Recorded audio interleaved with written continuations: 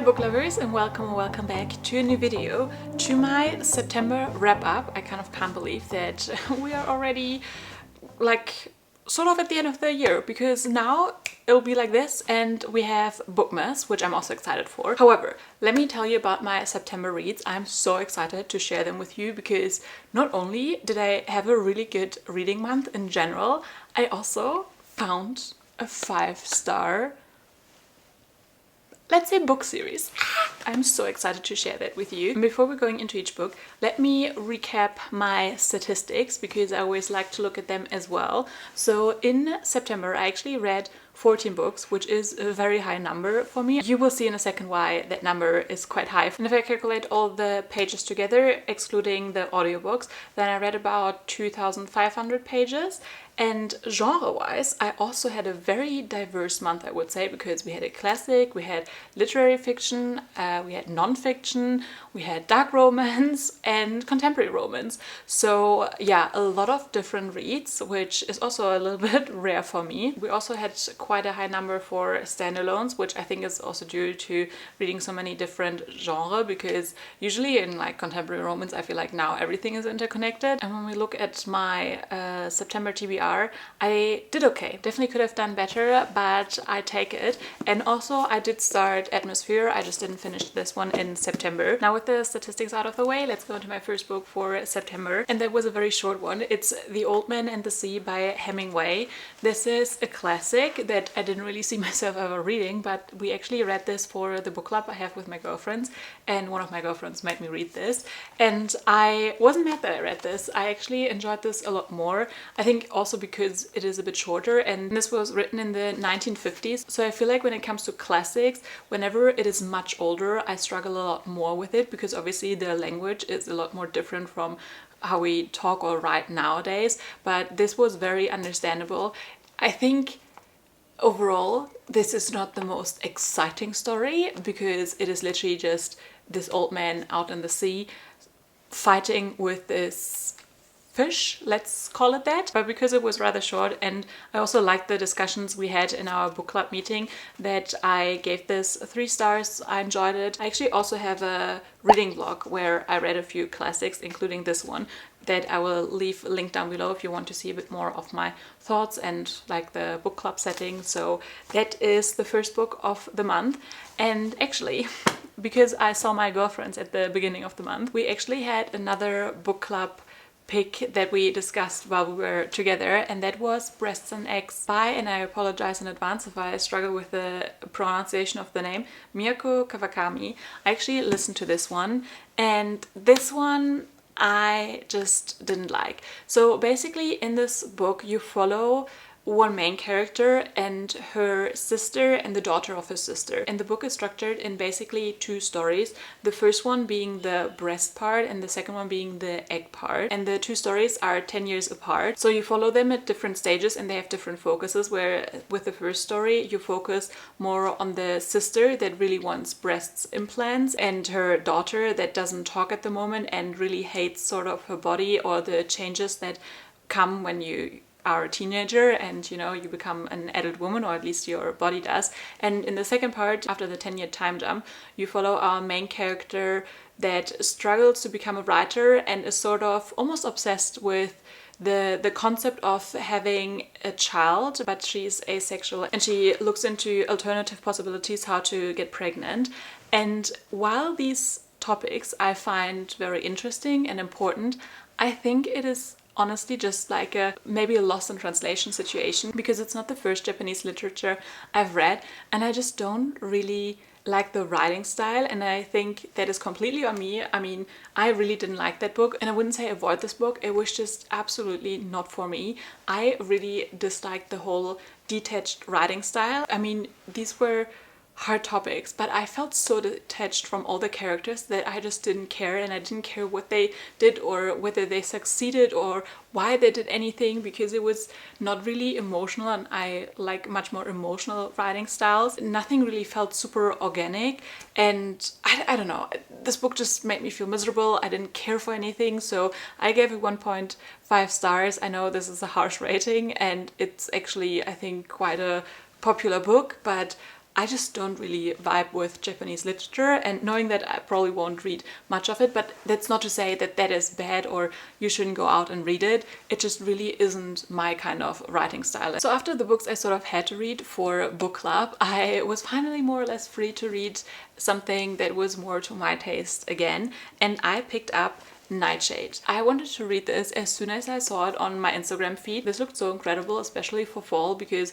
you have like a dark academia setting. It is enemies to lovers. It is more of a slow burn, and you have like a mystery revenge plotline in here as well. So I just had to pick it up right away, especially with September and sort of the start of fall season. I was like, yes, yes, yes. And you know what? My gut was right. This was so good. I was so addicted to it, and I kind of missed that feeling because I also just generally didn't read much in August. So I felt like it's been a while since I just like flew through a book, and this is really for you if you want boy falls first and harder. He is so obsessed with her, but because of her past she doesn't really want to be with him because her parents died, or she believes were murdered by his dad actually, and that just makes a very good hate to love situation, obviously. And I also really enjoyed almost the found family because our main character Ophelia, after her parents' death, is sort of very lonely and doesn't have friends, and it is so nice seeing her start at this new university and also making other friends. And I mean, there's a lot of shit going on in here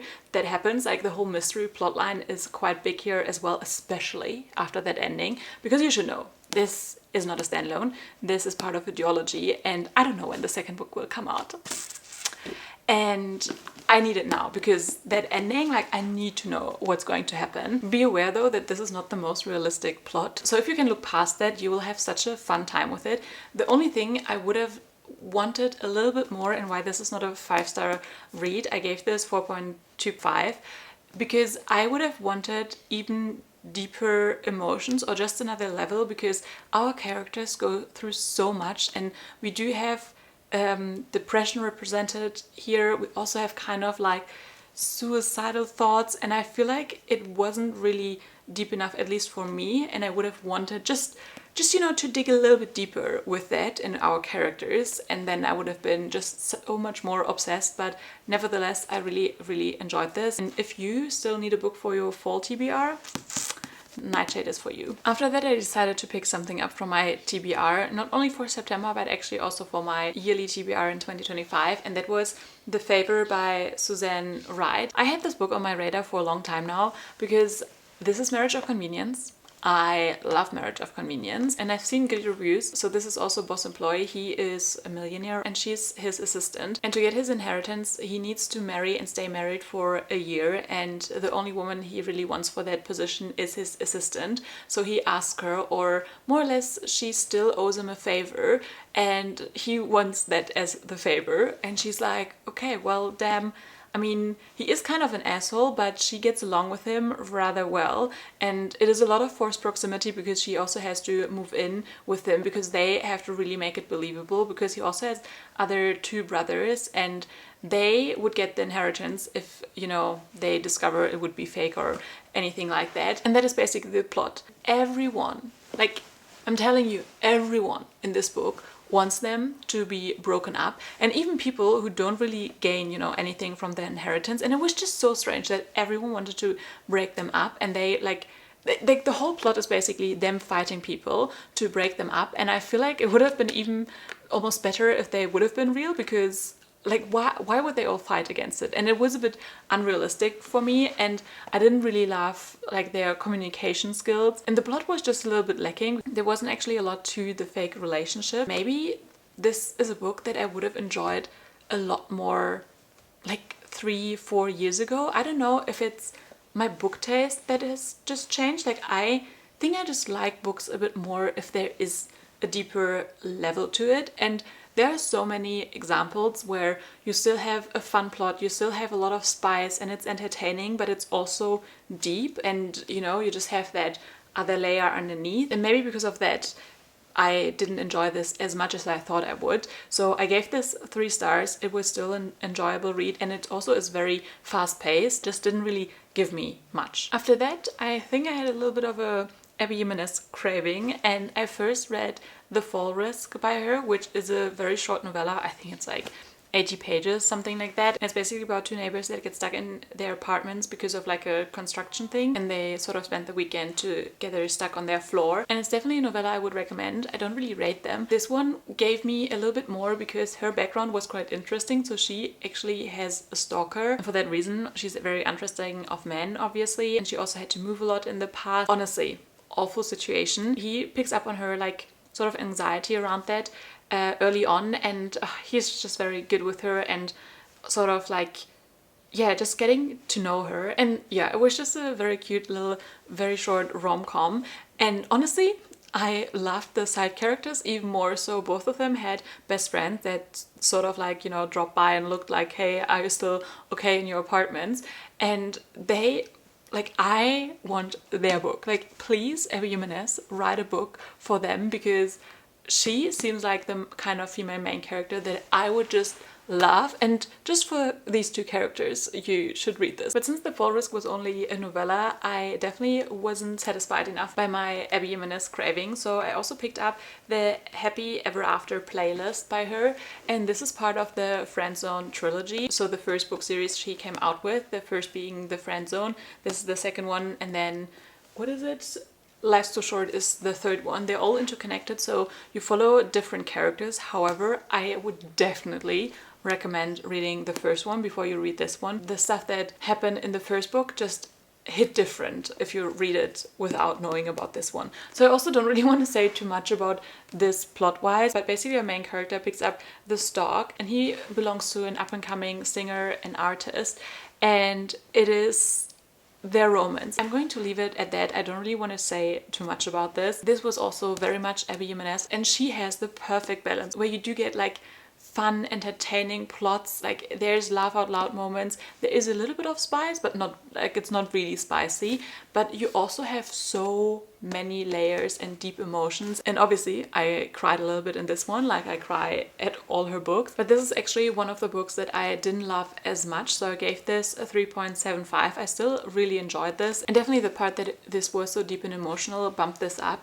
I think I just didn't really connect with the characters too much, or I just didn't feel their vibe as much as I have with some of her other couples, and compared to some of her other books, I didn't love this as much. It was still a good book, but also, besides Sloan and our main character, what's his name? Jason. I liked Sloan and Jason and their relationship. However, Sloan and Kirsten, her best friend, who the first book is about, like, female friendship goals right here. Honestly, just for their friendship, I would recommend this. Then I read my fantasy read, which is Arcana Academy by Elise Kova, and guys, also I am so obsessed with this, and also really mad that I started another series where the other books aren't out yet. So this is also the first one. We've got a trilogy here, so 2 others. I don't know if there's even release dates out for them. So it's basically the Nightshade situation again. And I don't know why I did this to myself in September, but yeah, this one was so good. Also similar to Nightshade. Perfect read for fall, so please pick it up around this time now. You follow Clara, who starts off being in prison at the beginning of the book, and she gets an offer by Prince Kalis to steal something for him, and in return she can attend the Arcana Academy, be sort of free, and also play her part as his fake fiance, because that is their cover story. And this one had so many good elements. First of all, I feel like that the magic system was very unique. It kind of reminded me a little bit of One Dark Window, but only because it's also something with cards. Like, it is still very different, and only certain people have the abilities to draw these cards and wield magic, basically, and they all have to go to Arcana Academy, otherwise they get sent off to the mills. And the whole process to get accepted to Arcana Academy is quite brutal, and after the first year you kind of have to go through these trials, and again, if you fail, you go get sent off to the mills. So she also needs to work her ass off to actually get accepted and survive sort of the first year. And then you have the romance plotline that was also so good. Definitely a slow burn, guys. This was so slow, and I do like a slow burn, but Like the Crumbs, I wanted so much more, and especially this only being the first book. I can't wait to get more in the second and third book. I'm actually so glad that this is a trilogy. This was such a great introduction. Like, you understand the world building and the politics quite easily, I would say, and you can definitely tell that Elise Kova is a very experienced fantasy writer. Like the way she just like delivers information, and when she delivers it, I think was very clever and just, yeah, very sophisticated almost for a fantasy read. I also like that this is actually adult and not YA. Not that I have anything against YA, but I just prefer adult fantasies. But again, it's a slow burn. I wouldn't really describe this as romantasy, but more of like fantasy with a romance plotline in it. So if that sounds something like you would like, please pick it up, because it was just so good. And I mean, it is quite a thick book, but I flew through this one. There was a little risk that after Arcana Academy I would fall into like a little hole, because I was just so like engraved in this world. So I acted quickly and started another series, but one that is already like finished being published and everything, and that is the Mindfuck series. And guys, the obsession with that series. I am so mad at myself that I waited for so long to read this. Oh my god, like Lana and Logan, superior, like perfection, guys. I am obsessed with them. I can't believe, like, we've got 5 books in that series, but they're shorter. That's also why I said I read so many books, but I'm just going to talk about the entire series, because I couldn't probably tell you what happens in each book, so I didn't really rate each book super individually. For me, this whole book series, perfection, 5-star read. Oh, it was so good. I can finally understand why everyone loves it, because the plot did sound crazy to me. So you have Lana, who seeks revenge and is actually a serial killer, and she starts to date this FBI agent who is on her case, but obviously he doesn't know. And I was so unsure how to feel about that, and I didn't know if I would actually sort of like Lana, but there's no worries, guys. Like, you will understand and you will want to burn this world down for her too. Like, you will be on her side. And what I also didn't really expect is sort of the found family element in this series as well. Like, I would have loved even more of that. And I think another reason why I also held off on reading it is that it is quite long, and I don't really like when you follow the same couple.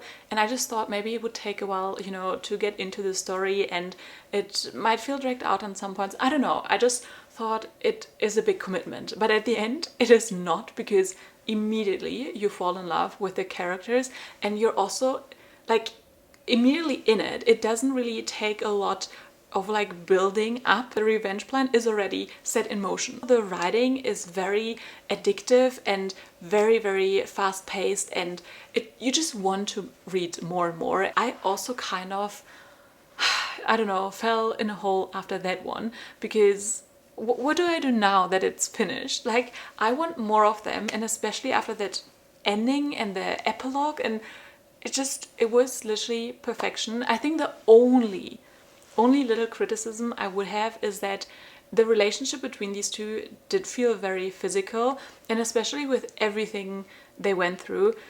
Just, again, to have a bit more of deeper emotions and a layer underneath, I would have loved seeing that, but actually just as an add-on, and I wouldn't rate it any lower. It is a 5-star read. It's just the only thing that I would have wanted still to get a bit more of. Even if you don't read a lot of dark romances, I would still recommend it to you, and I would still say you could read it. And yeah, since finishing that, I didn't really pick up another book. The other 2 books that I finished, I listened to, and I started before the Mindfuck series. I just finished them afterwards, but yeah, I don't know how to pick up another book after that series. But let's shift to our sweet and wholesome contemporary romances again. So next up, as I said, I finished this one over an audiobook, and that is Sounds Like Love by Ashley Poston.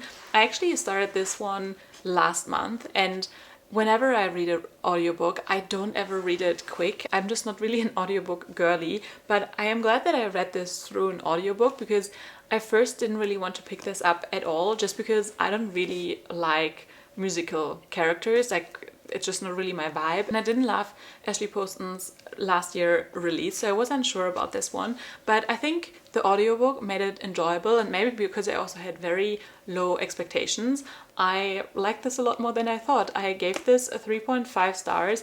This, like all her other books, also has sort of a grief element in it. In this one it's not caused by death, but her mom actually has dementia, and it is at very early stages, but it is definitely about how to deal with it, and it has a lot of like self-discovery and what you want from life.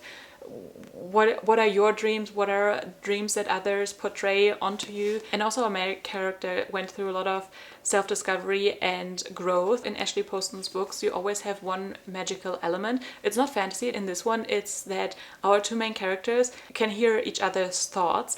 And I thought that was interesting because she usually only writes in one POV. So I thought this would feel more like you get two POVs. But to be honest, I don't know if I loved the execution of hearing each other's thoughts, because I felt like that it was very inconsistent on what they could hear or not hear. And I felt even though there was a lot of vulnerability in this book, there just could have been more.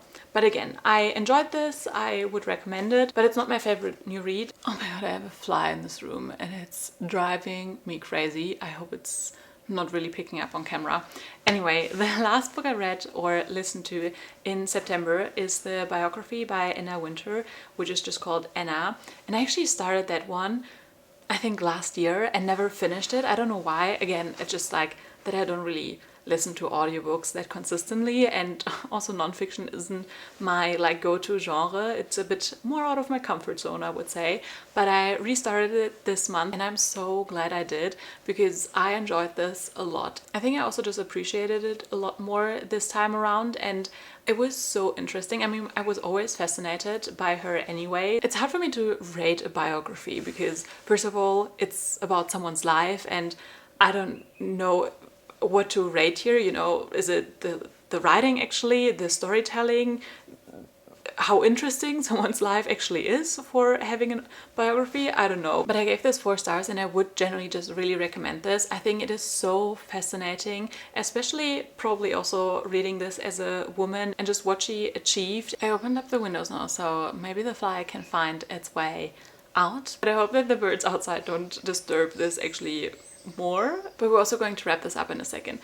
I just want to say that I really enjoyed the biography. I think she's such a fascinating person, and in a lot of ways I found it very inspirational. I also like the critiques that were addressed, and it never felt like that the biography actually like gave me an opinion about how to feel about her, but just like more or less laying out the facts. And it was probably more like leading towards positive, but I don't know, I never felt like I was super directed into, you know, one direction or not, or that this was about like the false portrait of Anna and this is the real one. Like, this was really just about her life, and it felt quite factual while still having a very nice storytelling element. And I just, yeah, overall really enjoyed it. But with all that, we wrapped up September. I had a really good reading month, and I hope that I can just continue that into October. I mean, October, guys, I have to mention it one more time here. While I film this, The Life of a Showgirl isn't out yet, but once this video is uploaded, like, we will know how the songs of the new Taylor Swift album sound like, and also what else we're gonna get. Like, guys, I'm so far down the Easter egg hunt, like...